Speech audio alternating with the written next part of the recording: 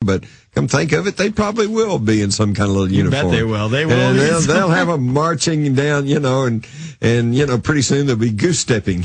Yeah. Oh, my God. Well, all right. Bring up the map, because I want to show people this. Because Schenectady is being used. It is, all right, Schenectady County, folks, is over to the right-hand side. It is the smallest of the little pink ones. It's pretty small. You can't even make it out if you're looking at the computer screen. However, it is right on top of Albany. Now, Albany is the state capital. That's where the governor has a lot of events. They often use local police at things like July 4th, Independence Day. They bring in all these other counties' local police. On the other side, by the way, is my county, Montgomery County. So I'm really like smack dab in the middle of this thing. I call up my mother yesterday. I called up my stepfather today. I'm like, listen, and my stepfather's new wife, she's a county judge. I'm like, you need to call this mayor and say that this is not an option no matter what, whether he's saying it's going to be just for a temporary time. I'm like, you're literally talking about troops on the street. And then we have that caller call in. We find the document in about 2 seconds. This hasn't even been voted on yet, but it's up there, and it's been here since the 9th. So it's a week and a half old. I've never heard of this. Your ammunition, your firearms, who you are, who sold it to you, where you're storing it. This is the Hope Bill. This is Hope Bill. It's named after a young kid in Chicago who was killed by a thug on the subway or whatever. He was trying to protect his girlfriend or something like that. Mm-hmm. So they use these tragedies, and get everybody's emotions up, get their sympathies running, so that they can run through this draconian stuff. Now, hopefully, I think the NRA's all over this, and hopefully any thoughtful person. Here's the deal. Under this law, if you have a .22 rifle that your grandfather gave to you and it's been stored away in the attic for years, and then for some reason you get it out and then the cops find you with it and it's not registered, you're automatically a criminal and subject to heavy fine and even imprisonment. Yeah. And what also buried in this law is the fact that if you go to register your gun, then you have to undergo involuntary physical and psychological evaluation. And so, hey, Jason, figure that out, Well, Jason, do you feel like that 9/11 might have been an inside job?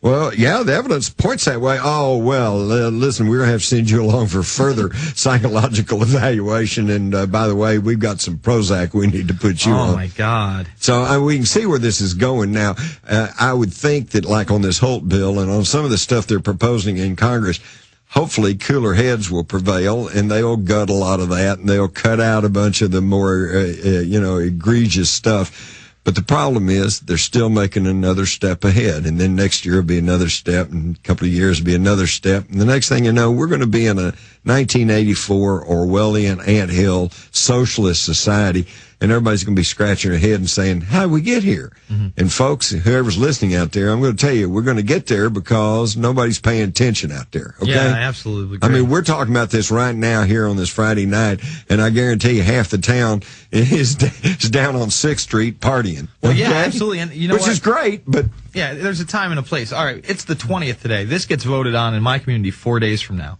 Wow. And this is in 4 days, folks. I'm encouraging people to get down there. This is on the 24th. You can go down to the Albany County legislator, and it'll take effect in 2 months. If they pass this... Oh, this they're voting for this in New York, right? This isn't just New York. State. This is not even New York State. It's just Albany County. And Albany County is the county that is... But that's the capital. Exactly. It's the biggest threat next to Schenectady County. That's what I'm saying. Albany, in upstate New York, it's a lot of farm culture. I live next to Amish people. It's not a big threat. Upper state New York is a really beautiful place. Oh, it's gorgeous. I love it. And it's nothing like New York City. Most people don't understand that, but yeah. I know. Saying New York State is like New York City is like saying that Central Houston is Texas. Exactly. But this is a local thing that they'll put in as an ordinance, and then they'll literally know where all the guns are in Albany, which would be the biggest threat to this martial law, because that's the biggest area, the largest area. That's where most of the gun owners are going to be. That's where most of the people with better jobs are going to be, And how many shooting massacres have we had in Albany? That's a big zero. Big zero. I mean, we've definitely had some robbery, but why is there a problem there? But, other states are beginning to flex their muscles. I think that it is Montana that has some legislation in place that says if there is a firearm or ammunition made in Montana, it is exempt from any federal firearms law.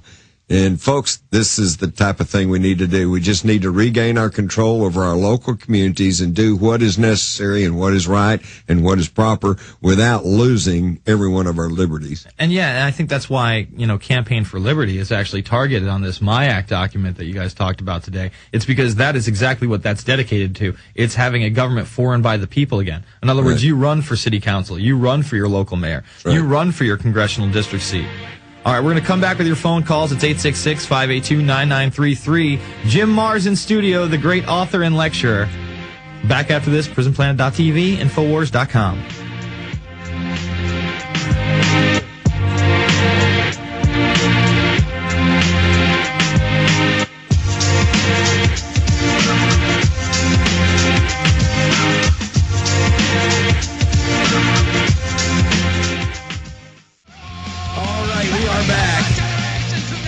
I have promised Mr. Marr. Yeah, so you can do it right like that. Now, that we will not go to his video, only because he had to take his hat off so we can hear the callers, but we're going to be taking your calls this entire segment. And the call line is 866-582-9933. All right, let's go to Dan in Florida. Dan, what's on your mind? Yeah, what's up, guys? I just got a quick two-part question tonight. I know you guys are talking about the New World Order and what they're currently doing and what their current plans are and things like that. And, all with concrete evidence and things. But basically, I'm just wondering, what is the final end of all this stuff? Now, I know there's there's going to be like centralization of power and things like that. But I mean, like, say they were to get that, say you guys in your process of trying to expose it, trying to stop it, were to totally fail, right? And they were to succeed in their agenda and things like that, centralization of power, one world government, one world currency. What comes after that? Now, I know in Alex's movie Endgame, he talks about how these people want to live forever, and I've seen scientifically how they could do that, and how they want to travel the cosmos and things like that. But there's a lot of there's a lot of people that seem to suggest that some of these secret organizations and things like that already have the capabilities of like interstellar travel and traveling through space. So, I mean, why would that be their end goal if they can already do some of that sort of stuff? Well, are you asking what's their end goal for the Earth? Well, I mean, for the Earth as well as their agenda. I mean, like I said, I know they want to centralize power and things like that. Well, now wait a minute. Let me say this. I'm not. Everybody talks about this one world government, and they want one world government. No, they really don't. Okay, that's the reason they had to turn against Soviet communism, because it was threatening to go worldwide. If you want to know what the bottom line is going to be, you need to go back and read a book written in 1948 by a British socialist named Eric Arthur Blair. Now, he wrote under the pen name George Orwell. And, of course, his book was the famous book, 1984. And being closely connected with the Fabian socialists in England, I think he had an insight and an insider's view of what the ultimate game plan was. And if you recall, in 1984, the world was divided into three socialist blocks. They called it Oceania, Asiana, and East Asiana. In today's real world, it's going to be the European Union, the soon-to-be North American Union, and the future Asian Union. And then what they do is they play one block against another one for continual war and stress, so they can keep up profits and keep tight control. That's the bottom line. Now, the movie producer Aaron Russo, who's now deceased, asked one of the Rockefellers, what are you guys up to? And he said that one of the Rockefellers replied, we are going to microchip the population and the wealthy elite will rule the world. That, my friend, is the bottom line.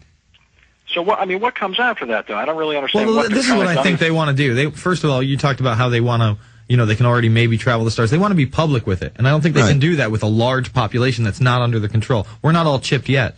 But if you can literally control somebody's monetary system, in other words, their means to have food, shelter, a family, a car, all that things with a chip, and then track and trace them, whoever's left is going to be your subservient slaves. Right. And they don't intend to have, all of us around. They intend to cut us by 80%. Their publications, their talks, their informal discussions, interviews, information that slipped out, they want population reduction. they would like to see the total population of the world down around 500 million people. Okay. Yeah. All right. So what about things like 2012 and stuff like that, Jim? I mean, some people are saying, and there's actually PhD physicists, okay, saying that there could be problems in 2012. Polar shift and all that other stuff. Well, actually, he's in a new movie called 2012. So if you want to, right now, you can get it. And I thank you for the call because we have other callers. But you can get 2012 right now. You can get Jim Marr's perspective and about a half a dozen to a dozen other people. It's some really interesting people, quantum physicists and all this other stuff. I think we're going to all be here after 2012. I also agree. Okay? But if we're not, then who cares? Because what can we do about it? I think it's going to be a big profit margin for Hollywood. They're putting out that 2012 movie. Yeah. They put out another one last year. They're going to hype it up and hype it up and hype it up. And then it's going to be just like Y2K. When it doesn't happen, is everybody just going to be like, yeah, but wait just a minute. Y2K did happen. Well, okay? Yes, that's true. We had multiple explosions in Texas, derailments, and